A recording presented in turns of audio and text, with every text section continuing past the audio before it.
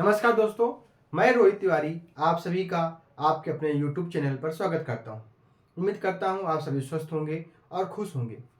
ये आपकी UP triple SC junior assistant और यूपीपी एग्जाम री एग्जाम के लिए यूपी स्पेशल की क्लास है। और ये सिर्फ यूपी ट्रिपल एससी और यूपीपी के अलावा आपके आर ओ पेपर में मतलब जिसमें भी आपके यूपी स्पेशल पूछा जाता है उस सभी के लिए ये इंपॉर्टेंट है। आज की ये तीसरी क्लास है, 2 क्लास हो चुकी हैं और उम्मीद करते हैं आप सभी उन 2 क्लासों को देख चुके होंगे। ये तीसरी क्लास जनगणना से संबंधित है। आपकी जनगणना 2011 में हुई थी, उसके बाद अभी जनगणना नहीं हुई है। हाँ, ये आंकड़े आ गए हैं कि जनसंख्या बढ़ी है और जनसंख्या 1,40,00,000 जनसंख्या लगभग हो चुकी है। ठीक है, अब हम लोग आते हैं कि जनसंख्या के बारे में पहले जानते हैं। आपके पास जो बोर्ड में लिखा है अभी हम एक तरफ से बताएंगे आपको और आपको याद भी करा देंगे। जनसंख्या के पढ़ने से पहले, ये सब चीज़ों पढ़ने से पहले हम ये जानकारी करते हैं कि ये हमारी कौन सी जनगणना है। तो जो 2011 में जनगणना हुई है ये 15वीं जनगणना है। कौन सी है? 15वीं जनगणना है। तो ये भी पूछा जा सकता है कि जो 2011 की जनगणना थी वो किस नंबर की थी? वो 15वीं जनगणना है। ठीक है, इसके इस समय कौन थे अध्यक्ष? उस समय थे सी चंद्रमौली जी थे। कौन थे? सी चंद्रमौली जी थे। जनगणना आयुक्त थे, सी चंद्रमौली जी थे। ठीक है, तो 2011 की जनगणना 15वीं जनगणना थी। आयुक्त कौन थे? जनगणना आयुक्त कौन थे? ये थे सी चंद्रमौली जी। ठीक है, उसके बाद में ये पूछा जाता है कि जनगणना किसके द्वारा होती है? तो जनगणना केंद्र सरकार के द्वारा होती है, भारत सरकार के द्वारा होती है। किसके द्वारा होती है? भारत सरकार के द्वारा होती है। आर्टिकल 246 में कहा गया है कि भारत के जो चुनाव होंगे, जनगणना होगी, वो किसके द्वारा होंगे? भारत सरकार के द्वारा होंगे। किसके द्वारा होंगे? जनगणना किसके द्वारा होगी? भारत सरकार के द्वारा होंगे। ये इसका मतलब ये केंद्र सरकार के अंडर में आती है जनगणना। ठीक, अब ये सारी चीजें आप नोट करते जाइए। अब कहते हैं कि जनगणना स्टार्ट कब से हुई थी? तो 1872 में जनगणना शुरू हुई थी। किसके काल में? मेयो के काल में। किसके काल में? मेयो के गवर्नर जनरल थे मेयो। ठीक है, उसके बाद में ये इसको कहते हैं कि पहला तो क्वेश्चन ये हो गया कि कब से शुरू हुई? 1872 से। अब कहते हैं कि नियमित रूप से हर 10 सालों में जनगणना होने लगी। तो ये कब से हुई? ये हुई 1881 से। नोट कर जाइए, 1881 से। तब गवर्नर कौन थे? किसके काल में हुआ था? तो रिपन के काल में। 1872 में पहले जनगणना स्टार्ट हुई, वो किसके काल में? मेयो के काल में। लेकिन 1881 से हर वर्ष 10 वर्ष में मनाई जाने लगी। तो ये किससे कब से हुई? रिपन के काल से हुई। ये थोड़ी सी जानकारी थी और ये पेपर में आपके पूछा जाता है कि जनगणना कब से शुरू हुई, किसके काल में शुरू हुई, नियमित जनगणना कब से शुरू हुई, किसके काल में हुई। ये सारी चीजें आपको उम्मीद है कि समझ में आया होगा और लिखा होगा। आइए हम लोग, अब आप क्या कर रहे हैं? आप कर रहे हैं यूपीपी और यूपी ट्रिपल एससी और यूपी आरओ की तैयारी। इसलिए यूपी की जनगणना जो होगी वो इंपॉर्टेंट होगी और भारत की जनगणना वो भी इंपॉर्टेंट होगी। ठीक है, तो हम लोग दोनों को लेके चलेंगे। जनगणना जो होगी भारत की होगी और उत्तर प्रदेश की अलग अलग हमने इसमें एक तरफ से लिख रखा है। और अगर क्वेश्चन बनाए जाए तो इसमें से 100 क्वेश्चन बन सकते हैं। आप क्या करना है? आपको ऐसे चार्ट बनाना है, फिर उसके बाद में एक एक क्वेश्चन टाइप में लिखना है। इसकी पीडीएफ भी हम आपको दे देंगे। इसकी हम एक आपको पीडीएफ भी दे देंगे। ठीक है, वैसे जितना हम पढ़ाए हैं कोशिश करेंगे कि एक आपको टेलीग्राम चैनल बना करके उसमें या डिस्क्रिप्शन में हम आपको पीडीएफ भी दे दिया करेंगे। ठीक है, एक 2-3 क्लास का 2-3-4 क्लास का इकट्ठा आपको एक पीडीएफ दे देंगे, तो आप उससे देख भी सकते हैं। वो खुद से हमारे लिखे हुए क्वेश्चन होंगे और आप उस पर उसको पढ़ सकते हैं। आइए हम लोग शुरू करते हैं कि जनसंख्या, कुल जनसंख्या भारत की कितनी है? भारत की कुल जनसंख्या कितनी है? कितनी है? 2011 के आंकड़ों के अनुसार। ठीक है, कितनी थी? लगभग 121 करोड़ थी। कितनी थी? लगभग 121 करोड़ थी, जो पूरे विश्व का 17.5% है। पूरे विश्व का 17.5% लोग कहां पे निवास करते हैं? भारत पे निवास करते हैं। तो ये भी आंकड़ा पूछा जाता है और ये भी आंकड़ा पूछा जाता है। उसके बाद में ये भी पूछा जाता है कि भारत में कुल जनसंख्या का पुरुष कितने परसेंट है? तो 51.47% है और महिला कितनी है? 48.53% है। ठीक है, उसके बाद पूछा जाता है कि जनसंख्या की दृष्टि से सबसे बड़ा राज्य कौन सा है? सबसे प्रथम राज्य कौन सा है? उत्तर प्रदेश है। और जनसंख्या की दृष्टि से सबसे छोटा राज्य कौन सा है? तो वो है सिक्किम। ठीक, ये भी आपको इंपॉर्टेंट है। तो 1 2 3 4 5 6 क्वेश्चन तो यही से बन गए कि जनसंख्या की दृष्टि से सबसे बड़ा राज्य है उत्तर प्रदेश। अगर यही पूछ लिया जाए कि उत्तर प्रदेश का क्षेत्रफल की दृष्टि से कौन सा नंबर है, तो चौथा नंबर है। ठीक है, अभी बता देंगे हम आपको। और जनसंख्या की दृष्टि से सबसे छोटा राज्य हो जाएगा सिक्किम। पुरुष जनसंख्या ये है, महिला जनसंख्या इतना परसेंट है, 121 करोड़ है, जो विश्व का, ये इंपॉर्टेंट है, जो विश्व का 17.5% है।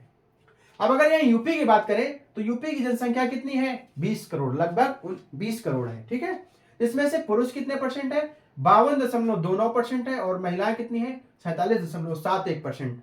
वहीं पे देखा जाए कि उत्तर प्रदेश में सबसे ज्यादा जनसंख्या किस जिले की है, प्रयागराज की है, और सबसे कम जनसंख्या कहाँ की है, महोबा की है। कितनी, किसकी है, महोबा जिले की। तो सबसे ज्यादा जनसंख्या किस जिले की है, प्रयागराज की, और सबसे कम जनसंख्या किसकी है, महोबा की। ठीक, अब आते हैं ग्रामीण जनसंख्या। ग्रामीण जनसंख्या देखें तो ग्रामीण जनसंख्या कितनी है, 68.8% है। कितनी है, 68.8% क्या है, ग्रामीण जनसंख्या है। तो शहरी जनसंख्या कितनी हो जाएगी, 100 में से इसको कम कर देंगे तो बचेगी कितनी, 31.2%। अब अगर ये पूछ ले कि भारत में किस राज्य में सबसे अधिक ग्रामीण जनसंख्या निवास करती है, तो हिमाचल प्रदेश में सबसे ज्यादा ग्रामीण है। हिमाचल प्रदेश में सबसे ज्यादा ग्रामीण है, गांव के लोग सबसे ज्यादा कहां पर हैं, हिमाचल प्रदेश में। अगर कहा जाए पूरे भारत में सबसे ज्यादा शहरी कहां पर हैं, सबसे ज्यादा शहरी कहां पर हैं, तो गोवा में। मतलब वहां पे शहर ज्यादा है, शहरी मतलब शहरी जनसंख्या ज्यादा है और गांव की जनसंख्या कम है। कहां पे, गोवा में। और हिमाचल प्रदेश में सबसे ज्यादा गांव के लोग रहते हैं। ठीक है, अब अगर यहीं पे आते हैं तो भारत में, उत्तर प्रदेश में ग्रामीण जनसंख्या है 77.7% और शहरी जनसंख्या 22.3%। ये लगातार बढ़ती जा रही है, शहरी जनसंख्या बढ़ती जा रही है, ग्रामीण की जनसंख्या घटती जा रही है। वहीं देखा जाए तो प्रयागराज में सबसे अधिक ग्रामीण भी निवास करते हैं, और सबसे ज्यादा शहरी कहां पर है, गाजियाबाद में। सबसे ज्यादा शहरी कहां पर निवास कर रहे हैं, गाजियाबाद में। अब आते हैं 10 की वृद्धि की, मतलब 2001 की जनगणना के बाद 2011 की जो जनगणना हुई है उसमें 10 की वृद्धि कितनी हुई है, तो कितनी हुई है, पूरे भारत में देखी जाए तो कितनी हुई है, 17.7%। उसमें से सबसे ज्यादा 10 की वृद्धि हुई है मेघालय की, 27.9%। और यह बहुत इंपॉर्टेंट है कि किस राज्य की जनसंख्या कम हुई है, तो किसकी कम हुई है, नागालैंड की कम हुई है। कितनी, 0.6%। कितनी कम हुई, 0.6%। वहीं उत्तर प्रदेश की 10 की वृद्धि देखी जाए तो कितनी है, 20.23%। अब आते हैं लिंगानुपात पे। लिंगानुपात, भारत का लिंगानुपात कितना है, 943 है। कितना है, 943। और यूपी का कितना है लिंगानुपात है, 912 है। अगर ये पूछा जाए कि भारत में सबसे ज्यादा किस राज्य में लिंगानुपात है, लिंगानुपात मतलब होता है 1000 पुरुष पर इतनी महिलाएं, 1000 पुरुष पर कितनी महिलाएं, तो 1000 पुरुष पर 943 महिलाएं हैं, जिसमें से केरल में देखा जाए तो 1000 महिलाओं पर 1084 महिला, 1000 पुरुष पर 1084 महिलाएं हैं। तो पूरे भारत में केरल राज्य की का लिंगानुपात सबसे अधिक है और हरियाणा का लिंगानुपात सबसे कम है। कितना है, ये डेटा आपके पास लिख दिया गया है। वहीं देखा जाए तो 912 है लिंगानुपात यूपी का, उसमें से अधिकतम किसका है, जौनपुर का, 1000 पुरुषों पर 1024 महिलाएं हैं, और गौतम बुद्ध नगर का है 851। देखिए, पढ़ा लिखा सबसे ज्यादा गौतम बुद्ध नगर है, लेकिन न्यूनतम लिंगानुपात इसलिए है क्योंकि यहाँ पे लोग कमाने जाते हैं, पुरुष कमाने जाते हैं, तो यहाँ पे पुरुष ज्यादा होंगे। और उसके बाद महिलाएं गांव में निवास करती हैं, तो वहां पे महिलाओं की जनसंख्या इसलिए कम हो जाती है और लिंगानुपात इसलिए वहां पे कम हो जाता है। ठीक, शिशु लिंगानुपात पूछ लेता है। शिशु लिंगानुपात होता है 0 से 6 वर्ष के बच्चों के लिए, तो उसमें से 918 है। कितना है, 918। उसमें से अरुणाचल प्रदेश का लिंगानुपात सबसे अधिक है, हरियाणा का सबसे कम है। ठीक, वहीं देखा जाए तो यूपी में लिंगानुपात कितना है, 902 है। अधिकतम है बलरामपुर का और सबसे कम है बागपत का। ठीक है, जो इंपॉर्टेंट है वो चीजें, वो डाटा आपके पास लिखा है। अब यहाँ पे जनसंख्या घनत्व की बात करें, जनसंख्या घनत्व मतलब होता है कि 1 किलोमीटर के दायरे में इतने लोग निवास कर रहे हैं। 1 किलोमीटर वर्ग के इस एरिया में कितने लोग निवास कर रहे हैं। तो अगर जनसंख्या घनत्व देखा जाए तो 382, पूरे भारत में जनसंख्या घनत्व 382 किलोमीटर प्रति स्क्वायर, 382 प्रति किलोमीटर स्क्वायर, मतलब 1 किलोमीटर के अंदर में लगभग 382 लोग निवास करते हैं। ये जनसंख्या घनत्व का मतलब होता है। सबसे ज्यादा जनसंख्या घनत्व पूछा जाए भारत में, सबसे ज्यादा जनसंख्या घनत्व किस राज्य का है, तो वो है बिहार का, और सबसे कम किसका है, अरुणाचल प्रदेश का। ठीक, वही बात करें यूपी में, तो यूपी का जनसंख्या घनत्व है 829 प्रति किलोमीटर स्क्वायर। और सबसे ज्यादा अगर देखा जाए जनसंख्या घनत्व तो कहाँ का है, गाजियाबाद का है। कितना है, गाजियाबाद का। और सबसे कम कहाँ का है, ललितपुर का है। ठीक, उसके बाद आते हैं साक्षरता पे। साक्षरता दर भारत, पूरे भारत की कितनी है, 73% इसमें से केरल की 94% सबसे अधिक है। सबसे अधिक साक्षर राज्य कौन सा है, केरल। और सबसे कम साक्षर राज्य कौन सा है, बिहार। वहीं पुरुष साक्षर है 80.9% और महिलाएं कितने परसेंट साक्षर है, 64.6%।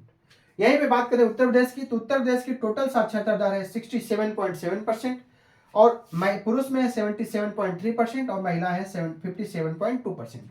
अब आप ये कहेंगे इसमें से 100 में से ये घटाया क्यों नहीं आया, ये 100 में से इतना है और ये भी 100 में से इतना है। ठीक है, वहीं देखा जाए तो सर्वाधिक साक्षर कौन सा है, गौतम बुद्ध नगर है, न्यूनतम श्रावस्ती। ये तीनों सेम है। फिर उसके बाद में सर्वाधिक पुरुष कहाँ के पढ़े लिखे हैं, गौतम बुद्ध नगर के। सबसे कम पुरुष कहाँ के पढ़े लिखे हैं, श्रावस्ती के। यहाँ बात करें तो सबसे अधिक महिलाएं कहाँ पढ़ी लिखी हैं, कानपुर नगर की, सबसे कम श्रावस्ती की।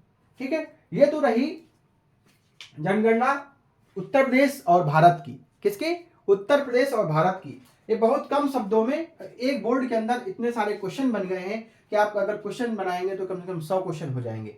मैं सोचता हूँ इसकी पीडीएफ भी आपको क्वेश्चन बाय क्वेश्चन एक लिख के आपको पीडीएफ इसकी दे दूंगा। ये चार्ट तो आपके पास रहेगा, आप फोटो भी खींच सकते हैं, इसकी स्क्रीनशॉट भी ले सकते हैं, कुछ भी कर सकते हैं। लेकिन मेरे हिसाब से यदि आप लिख के याद करेंगे तो आपको जल्दी से याद हो जाएगा। मात्र 10 से 15 मिनट की क्लास में आप अगर इंडिया और भारत और उत्तर प्रदेश की जनगणना अगर आप याद कर सकते हैं तो इससे बड़ी बात कुछ नहीं हो सकती है। ठीक है, अब इसको रिवाइज करने की जरूरत नहीं है, आप बैक करके दोबारा से इसको देख सकते हैं। और हाँ, यदि वीडियो आपको अच्छा लगता है तो प्लीज वीडियो को लाइक जरूर कर दिया करें और दोस्तों के साथ शेयर भी करें। और यदि आप नए हैं तो चैनल को सब्सक्राइब करना मत भूला करें।